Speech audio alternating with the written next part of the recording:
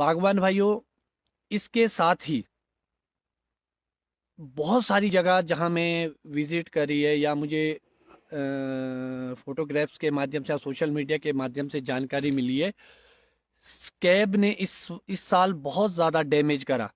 मैं उत्तराखंड गया था तो वहाँ काफ़ी ज़्यादा स्कैब थी। कश्मीर में तो ऑलरेडी बहुत होती है, और हमारे किन्नौर में इस साल बहुत ज़्यादा स्कैब थी, और हमारे सराउंड में भी काफ़ी हमने देखने को मिली। स्कैब जब आपने कंट्रोल करनी है बागवान भाइयों, तो आप सबसे ज़्यादा इसको स्प्रिंग में आप कंट्रोल नहीं कर सकते। इसको आपको सर्दी में ही कंट्रोलिंग की ओर जाना पड़ेगा। चूने से संबंधित आया है, इस पे भी मैं बात करूँगा। तो बागवान भाइयों, जब आपकी पत्तियां सारी पेड़ से नीचे झड़ जाएगी अभी दिसंबर में, तो आप एक 200 लीटर पानी में लगभग 15-20 किलो या 25-30 किलो तक हाईएस्ट आप जा सकते हैं यूरिया मिक्स करेंगे, और उसकी स्प्रे पूरे ऑर्चर्ड में करेंगे, फ्लोर मैनेजमेंट में। उससे क्या होगा, जितनी आपकी पत्तियां नीचे गिरी है, जिसमें आपके फंगल बैक्टीरियल जितने भी इन्फेक्शन है, वो कहीं ना कहीं कंट्रोलिंग में जाएगी। उस पर स्कैब भी कंट्रोल होगी, आपकी अल्टरनेरिया और मर्सोलिना भी अगले साल कंट्रोल में आएगा। तो सबसे ज़रूरी है कि जितनी पत्तियां आपकी नीचे, उसको डिकम्पोस्ट किया जाए। उसके लिए आपको यूरिया की स्प्रे प्रॉपर तरीके से करनी है।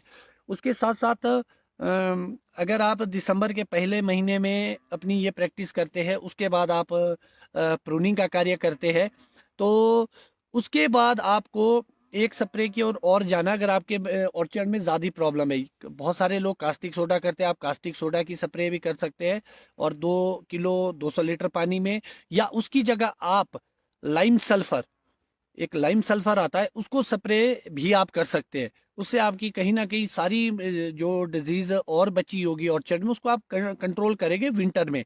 इसके लिए समर का इंतजार नहीं करेंगे। तो जब आप ये चीजें कर देंगे, तो कहीं ना कहीं आपकी स्कैब और पतझड़ की जितनी प्रॉब्लम्स है, वो काफी हद तक सॉल्व हो जाएगी। उसके बाद जो आपका जो सेकंड स्टेप होगा, जब आप मार्च में जाएंगे, तो जब आपकी घास का साइज इतना फ्रेश घास उगेगा, उस वक्त भी आप यूरिया की स्प्रे सारे ऑर्चर्ड में कर सकते हैं। मोहित शर्मा जी, कास्टिक सोडे का सेम रोल है लगभग। आपके कैंकर पे भी काम करेगा, माइट पर भी काम करेगा। जो माइट के अंडे वगैरह हो गए पौधे में, वो सारे बर्न हो जाएंगे उससे। तो ये सारी जो मैनेजमेंट है, ये डिजीज मैनेजमेंट विंटर की है, जिस पे आप ये सारा कार्य कर। एक बहुत ही महत्वपूर्ण क्वेश्चन जो अभी 4-5 बार पूछा जा चुका है कि चूने लगाने का क्या पर्पज है, लगाना चाहिए। तो बागवान भाइयों, अगर आपको याद होगा, जब से मैं सोशल मीडिया के माध्यम से आपसे जुड़ा हूँ, तब से मैंने एक चीज़ आपको बड़ा क्लियर कट बताया है। लगभग जब मैं कॉलेज टाइम में था, 2003 के दशक के आसपास, उस वक्त मेरा लास्ट टाइम तन्ने में चूने का पेंट हुआ था। चूना और नीला तोता का हमने पेंट लगाया था। तो उससे लगभग 20 साल का समय हो चुका है, मैंने अपने ऑर्चर्ड में कभी नहीं लगाया। डेफिनेटली आप लगा सकते हैं, मगर मेरा अपना अलग से मत हो सकता है। मेरा मत ये है कि भाई, जिस साइड मैक्सिमम ये बताया जा रहा है कि आपके सनबर्न से बचाता है, तो मैं बताना चाहूँगा कि 1 महीने में आप कितना सनबर्न रोक देंगे। तो मुझे ऐसी कोई प्रॉब्लम नहीं लगी। अगर आपके एक साइड को सनबर्न हो रहा है, तो आप एक साइड सिर्फ पेस्टिंग कर सकते हैं। अब तो आपको अपेक्स अल्टीमा जो आ रहा है, उसको आप एक साइड सनबर्न में लगा दीजिए, और वो काफ़ी सालों तक रहता है, सिंगल ही है। बाकी चारों साइड लगाने की ज़रूरत नहीं है, मुझे जो लगता है। उसके बाद अगर कई बहुत सारे लोग ये बोलते हैं कि हमें सफाई करनी होती है पौधों की, तने की सफाई कर, तो इसके लिए भी मैं आपको एक ऑप्शन देना चाहूँगा कि आप समर सॉरी आप जो कास्टिक सोडे की स्प्रे करते हैं, या चूना नीले तोते का जब घोल बनाते हैं, उसको एक ड्रम में मिक्सर बनाइए, और क्यों ना गन के माध्यम से ही स्प्रे कीजिए फिर अपने तने में। और उससे आपकी लेबर कॉस्टिंग बहुत ज़्यादा कम हो जाएगी, क्योंकि लेबर सबसे ज़्यादा लगती है इस काम में। तो अगर आप लेबर कॉस्टिंग कम कर सकते हैं अपने ऑर्चर्ड की, क्योंकि इनपुट और आउटपुट को आपको बैलेंस तो रखना पड़ेगा। तो इसके लिए आपको देखना होगा कि भाई, आप किस तरीके से मैनेज कर सकते हैं ये चीज़ें।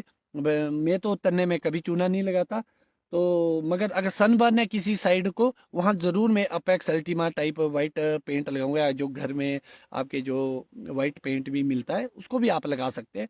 तो आपको एक कंट्रोलिंग मिलेगी। उससे ज़्यादा मैंने आपको पहले भी बताया कि जिस साइड को आपका सन बर्न हो रहा है उस साइड को एक शूट पैदा कीजिए और उसमें एक पॉलिनेटर या स्पर टाइप तैयार कीजिए जिससे वहाँ को सन डायरेक्ट ना पहुँचे। तो इसके साथ साथ बागवान भाइयों और भी बहुत सारी ऐसी महत्वपूर्ण चीज़ें हैं जो आपको मैं बताना चाहूँगा। एक अभी मल्चिंग को लेके भी बात आ रही है।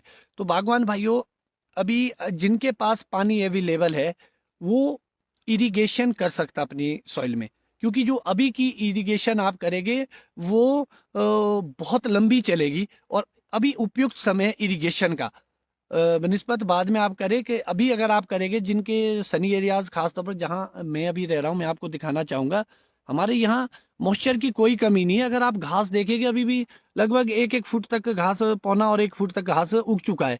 तो आप देखें कि पूरे ऑर्चर्ड में हमारे बहुत बढ़िया हरियाली है। हरियाली से आप ये पता लगा सकते हैं कि हमारे सॉइल में ऑलरेडी मॉइस्चर बहुत ज़्यादा है, हमें यहाँ इरिगेशन की ज़रूरत नहीं है। और जहाँ ऑलरेडी मॉइस्चर ज़्यादा वहाँ इरिगेशन ना करें फिर आपको रूट रॉट की प्रॉब्लम से जूझना पड़ेगा।